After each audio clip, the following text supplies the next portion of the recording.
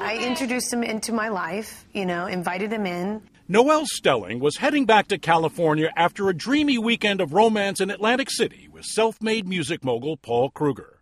She was weighing his proposal that they move together to Florida.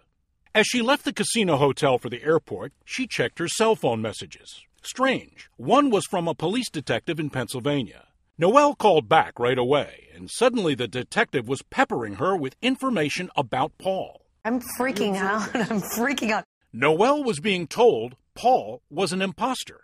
I've got this police detective telling me that this guy that I just spent 3 days with is not who he says he is. The cop revealed to Noelle that Paul Kruger was at the center of a police fraud investigation. Dizzy with information overload, she hung up. I immediately called the Souderton Police Department back just to make sure that was really a detective. That was real, huh? Yeah, because now I'm questioning everything. The detective then told Noelle a Maryland woman and her friends had invested $60,000 with a man called Paul Kruger. But after this Paul person disappeared, the woman filed a complaint, and the information filtered down to police in Souderton, PA.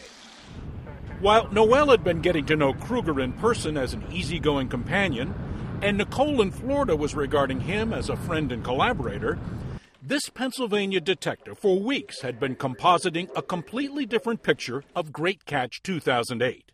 The detective had been the one to check out that gym bag found in a local park, and inside, along with what looked like a homeless person's junk, was a document with a name on it, Paul Kruger. We found a wire transfer that went to Costa Rica. So if this is a homeless person's bag, that's unusual, right? Yeah, it didn't make sense. What's a homeless person doing wiring it to Costa Rica? Detective Joe Kelly, whose appearance dateline has slightly altered because he's an undercover narc, tucked away that name in his memory and checked the abandoned gym bag into the police property room. Then, a few weeks later, he came upon a department-to-department request for help in another case, the one involving a Baltimore woman and her friend stung for $60,000 by a scammer. There was that same name, Paul Kruger. Detective Kelly told Assistant DA Bob Sander that the name Kruger was worth checking out. Did Gym Bag Paul have something to do with $60,000 fraud Paul? And we start to put two and two together, and at this time we realize we're onto something pretty big here. So there's a light bulb moment here. Wait a second, that name is the same name that was on the receipts in that bag. That's exactly it. And then another case popped up. Yet another woman claiming she too had been victimized by one Paul Kruger. Texas-based QVC TV presenter Jennifer Carey's story was that she, like Noelle, also met Paul on MillionaireMatch.com. She too had flown to Atlantic City to meet Paul and tumbled into a relationship with him. But then she got in a tussle with Paul over money, and she hired a private investigator after Kruger threatened her. The PI made Kruger's threats a police matter. This is the third time in weeks you're hearing about a Paul Kruger? Everything's coming together for us at this point. We just knew that this was getting bigger and bigger by the day. The assistant DA wanted to contact Kruger but came up blank. Kruger seemed to have an address, only he didn't live there. We found out his account numbers, we found out routing information, things of that nature. As police dug into Kruger's bank history, the prosecutor was finding that Kruger had already been arrested twice for theft. And then it became clear to the investigators they were only finding the latest headlines in a long career of deception. We knew this was the tip of the iceberg. Bank records suggested that there were even more women who'd been dragged into Kruger's deceit. There appeared to be a fourth victim, a woman who'd withdrawn money from her daughter's savings account and had turned it over to Paul Kruger to invest. And still more names would be added to the list of victims. He normally didn't go for the type A women. He normally went for people who were more trusting and more caring. What were they about? They're good people. Mostly women who wanted to meet somebody. They wanted to meet the man of their dreams. Some were high society. Some were one was even just a single mother who was looking for companionship.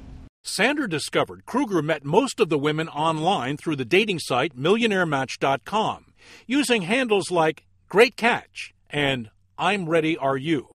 Then he slathered on his Grammy story. He'd been nominated or won an award, it didn't seem to matter, and he dropped a galaxy of bold-faced names who were also his business partners. Like an actor has lines, he read his script and he knew what he was doing, and he didn't divert from that. And they thought they were what? Buying into a guy who was going to come up with the next Michael Jackson record? Amongst other things, yes. Investment pitches supported by pie charts and the like. All fake, of course.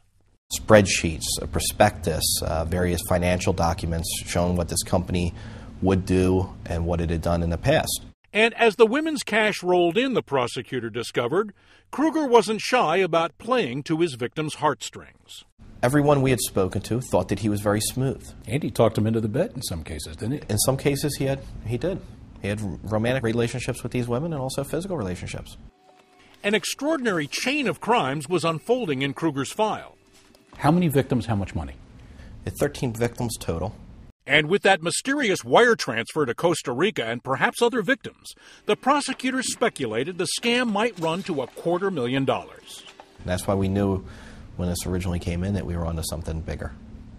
But an even bigger problem. Just how would the assistant DA find and arrest such an apparently sophisticated con man with no fixed address, no vehicle whose registration he could trace, a man who seemed to live like his digital alter ego inside the computer? We originally knew that he was from Souderton, Pennsylvania. We also knew that that's where these investors were mailing their checks. It was to the home of his ex-wife. The problem was we also knew that it was his ex-wife and he was no longer living there. Investigators learned Kruger visited his ex-wife from time to time, picked up the checks, cashed them, and then vamoosed. But to where? A local park bench was one good guess, because it appeared Kruger was a homeless man. We also knew from his ex-wife that he had a gambling addiction. Also, when we looked at his bank records, we also saw various withdrawals in the Atlantic City area. So Atlantic City seemed as good a place as any for the assistant DA to start his manhunt. Remember, the casinos are open 24/7, so he always has a place to go at night. He can sit at a blackjack table, a craps table, a slot machine. He can do whatever he wants.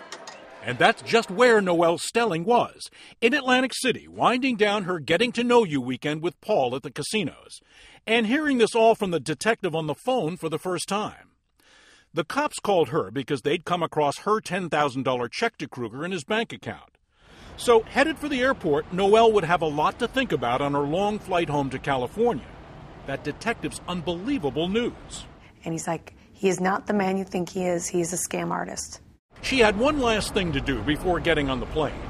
She was going to call Paul directly and find out just what the heck was going on.